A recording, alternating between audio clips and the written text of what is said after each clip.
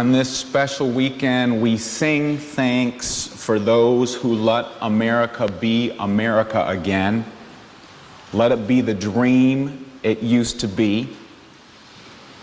We give heartfelt thanks to all those who have courageously sacrificed and loved beyond belief to help us change into our true and best selves. Lift up somebody in your heart who has done that for you. Recently, Caitlyn Jenner publicly transitioned into being a woman.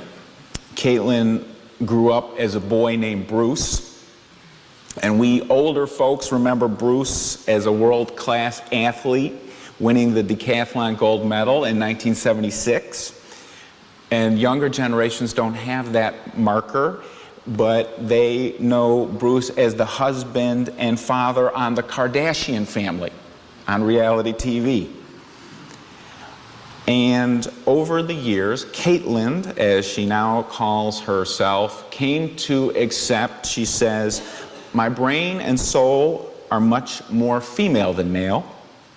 And for all intents and purposes, you can say that I am a female. Now that she has publicly declared herself a woman, Caitlyn says, it's great because I just can't live a lie anymore. And I'm so happy after such a long journey to be living my true self. Well, change is the spiritual theme of the month, and I want to say perhaps it's most accurate to say that Caitlyn did not change herself, but because she says she's been like this her whole life. But rather she changed how she accepted herself. She changed how she asks to be perceived and referred to by other people. And I am so happy and impressed that Caitlyn declared her truth for many reasons, including that as a person of international fame, Caitlyn has the power to make at least a bit more space for hundreds of thousands of people in the United States, possibly millions of people around the world probably. The estimate is that there are 700,000 transgender adults and kids in the United States alone. I want to start by saying something that I think we liberals, progressives need to lead with. If you're confused about transgender issues, if you don't really understand pieces of it, do not worry. We can all be, I get confused about GLBT stuff. We just have to be, we have to be one of the key places to create a conversation of respect and care and keep learning together. The Unitarian Universalist curriculum, Our Whole Lives, is an excellent place for any of us to look. It teaches that individuals have any combination of biological sex, which includes body, the physical body, gender identity, gender expression, and sexual orientation. And all four of these concepts are the spectrum, they're not binaries, either or, and there are far more than two options. So the term transgender is often used as a broad term for individuals whose biological sex, including physical body, and gender identity are not in alignment. So Caitlyn has the biological sex of a man and declares herself, gender identity, a woman. And I say, God bless her and more power to her.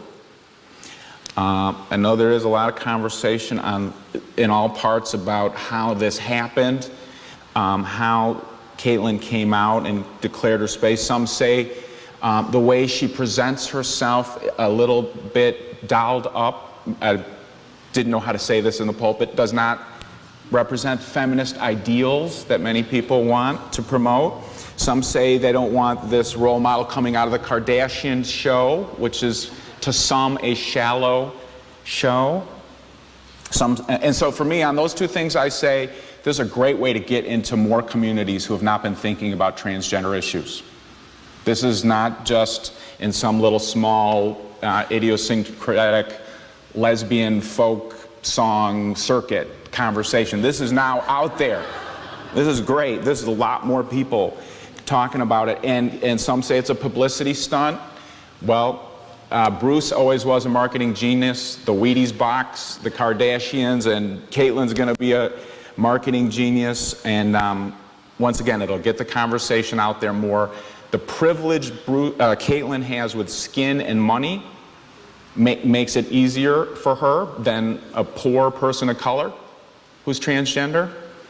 But let's be clear, by coming out of the closet, Caitlyn has put herself in the crosshairs of people who hate and live out their hatred with violence. This is courageous, regardless. Human beings can die. The statistics of hate crimes are tough to come by, but the FBI reports that over 1,000 hate crimes happen against LGBT folks every year. Those are the reported documented cases. Who knows how many undocumented?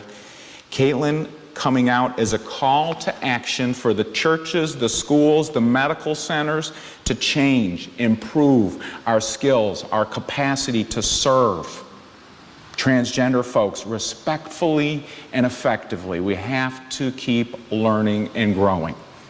And we Unitarian Universalists have to keep leading the way. We have been leading the way on GLBT. In the religious landscape of America, it's a low bar of what leading the way means, but we have been courageous and working hard for decades. We should be proud in gay and lesbian issues of the role we played in marriage equality. We have fought our butts off for decades for this, and finally America doesn't have to be embarrassed anymore in the international scene after what the Supreme Court did. And I want to announce, many don't know, next weekend, many of the 1,000 UU churches around the country are doing gay marriages all at the same time on the 11th and 12th, and this is one of the places, and Reverend Daniel and I are helping. If you know anybody who wants to get married here because now they can, give them a call. But it's an important symbol and action. And we know with these victories, Caitlyn being able to come out, marriage equality happening, homophobia and transphobia are still alive and well, moving. And we have to become the true Unitarian Universalists that we always have been called to be, but never quite have been. People committed to living out of faith that says God boldly loves all people. People committed to a faith that says everybody has inherent dignity and worth. There's a lot of fear in American culture today. So we have to be courageous and not fear and keep stepping up. We're going to have opportunities in the public discourse, but we're also going to have opportunities in the private moments, which can be a little tougher. Caitlyn coming out, I'll bet we're going to have, all of us in the coming year, more family reunions, more birthday parties where transgender justice comes up, more block parties where it's going to come up, more water cooler conversations in the office where it comes up. That's where you can speak out your UU faith. And it's probably going to take a little courage, and you can do it. I want to thank so many transgender folks who've been stepping up to tell people their truth. We do not always understand. We're bumping our heads and trying to learn our way, but let's all just stick together. If you are transgender, or if you know somebody who is transgender, we want folks to know this church is committed to learning and changing, and we stand with you and for you. Tell everybody. Now, people this week have reminded me that I am a straight white male who likes football and hamburgers. And that is my, so I want to, however, in that point, it's absolutely true. I do basically wear a purse. I want everybody to know. Since I worked with refugees 20 years ago, I wear a mochila, which is basically like wearing a purse. And every man needs a purse, but that's not a transgender issue. But no, I do not know the struggles of living as a gay or transgender person in a homophobic, transphobic world. I don't know the challenges of living as a person of color. I have a lot of privilege, period. And I know that as a white, straight ally, I must stay committed to learning, never thinking I got it. I have arrived. I always have to keep changing, adapting, growing, and strengthening. And I know that homophobia and racism are not the exact same thing. But that being said, on this 4th of July, I have to say that I see parallels of how systems of oppressions continue to work in America, and people being labeled as other and too often being kept down and out. It's tenacious. Langston Hughes speaks to me on this birthday weekend of our nation, looking around the country where so many of us love this country so much, and we see so much begging for change. So many hearts are begging for change. Too many people are being fooled and pushed apart from each other. Too many folks bearing slavery scars, continually re-injured by organized racism. Too many immigrants, women, children, gay, lesbian, transgender, bisexual folks clutching on to hope, which is too often snatched away by tragic events. This is the year of the video documentation of people of color suffering chokings and shootings by police officers around the nation in so many places that most of us lose track. The deep horror of a white man entering a black church in Charleston, South Carolina, sitting in Bible study for an hour with a group of 9 folks before standing up, pulling out a gun, and killing all of them point blank. Now, I have to say, in my opinion, it would be impossible to find a more sacred shrine than an African Methodist Episcopal Church in America. You can find shrines, but you can't find, during slavery, these churches were praise houses for folks to come and pray. They were rest stops for fleeing slaves. This is where people organized during Reconstruction in the Civil Rights Movement. And it was viciously attacked. And since the June 17th Mother Bethel attack, the sacred church, 6 black churches have been burned in the South since June 17th to July 5th. And at least 3 are being investigated as arson. And I know I'm not alone. I am tired of this in America in 2015. Exhausted. And these are acts of terrorism. Terrorism's a big word. That's terrorism designed to incite fear and divisions. So we have to name all that on this 4th of July, where America is not living up to being America. And we have to name the miracles of faith and courage and love that never cease to amaze. The resiliency of the human spirit is amazing. Many of the people who lost family to the murder at the AME church met the accused shooter in the court and spoke words of forgiveness to him.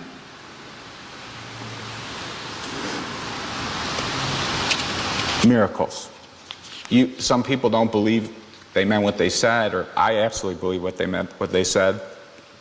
I think that's the power of church and faith. Huge numbers of people in the city of Charleston, the state of South Carolina, the United States, have shown revulsion at the heinous acts of terror, and now we have another little chance,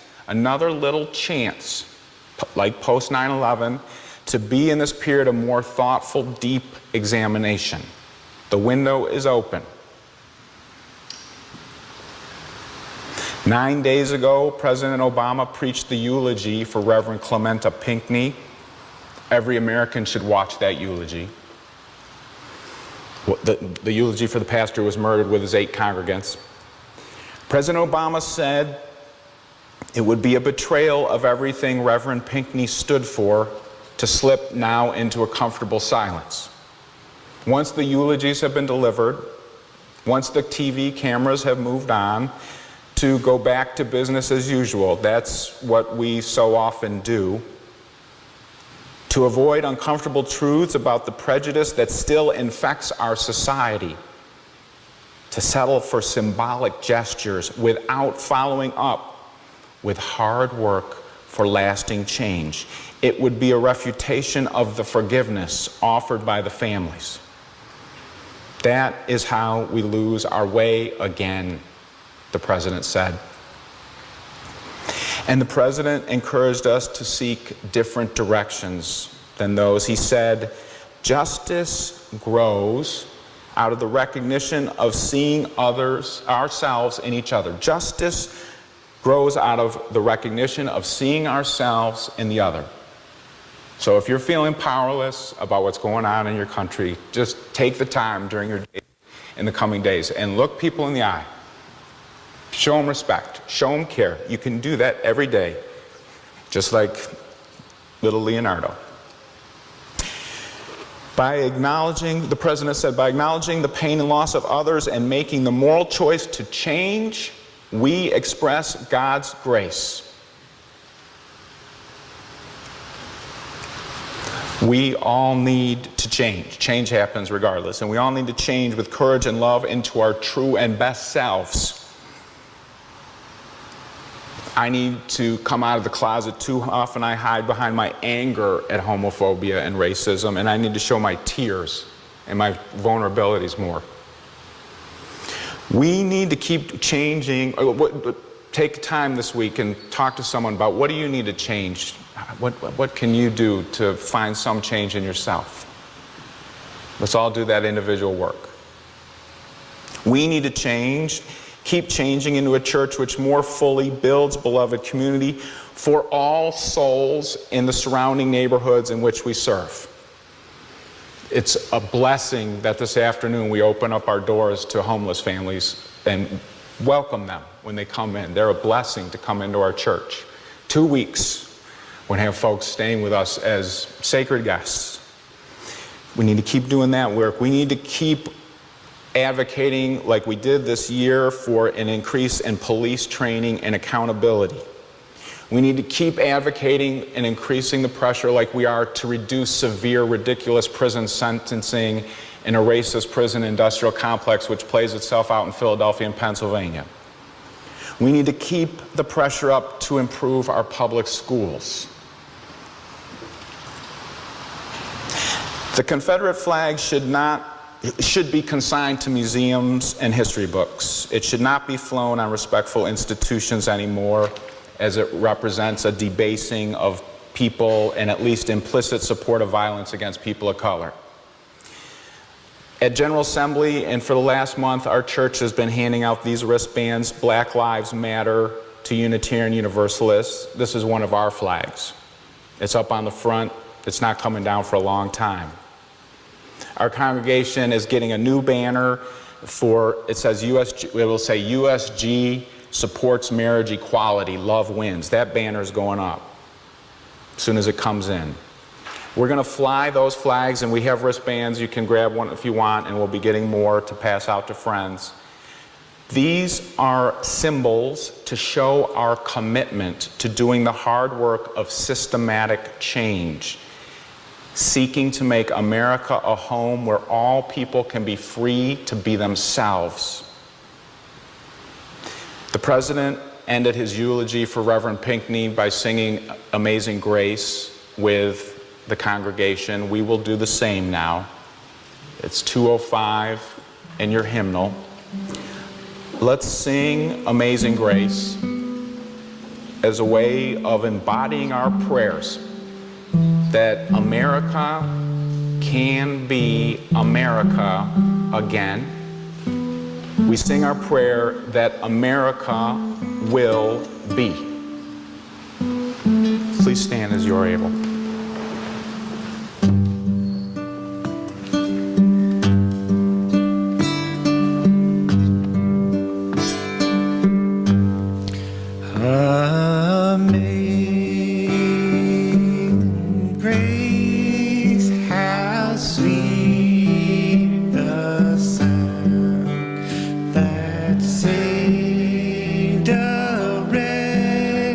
Like me.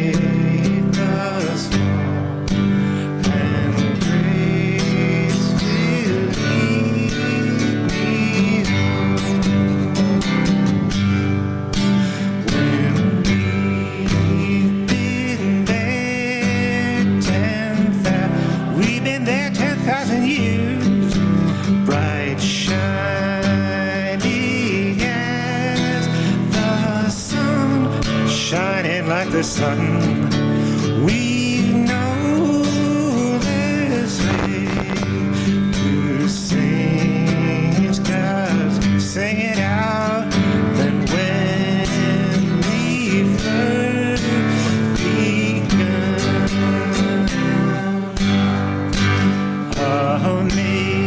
amazing grace, how sweet the sound, a sweet sound saved a wretch like me, like me. I once was lost, but now I am found, but blind, but now I see.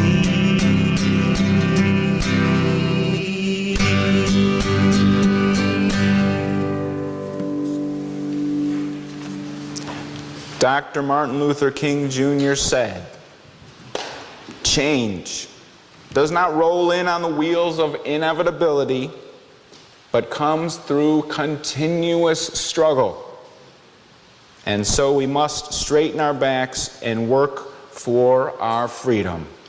A man cannot ride you as long as your back is bent. Let us all straighten up and help create a world where we can all stand and feel the inherent dignity and respect that is in us and be in beloved community with our brothers and sisters. Blessings be. Amen.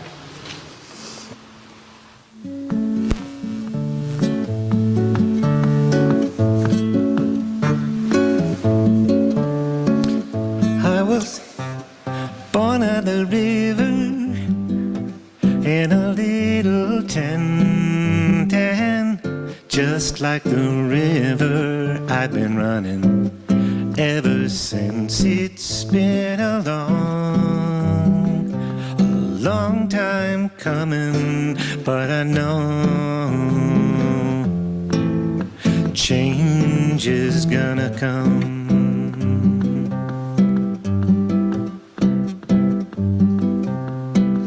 It's been too hard living, but I'm afraid to die, 'cause I don't know what's up there beyond the sky. It's been a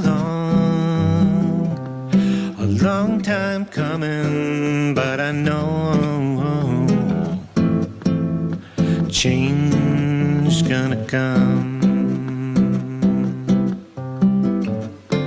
I go to my brother and I say, brother, help me please. But he winds up knocking me back down on my knees.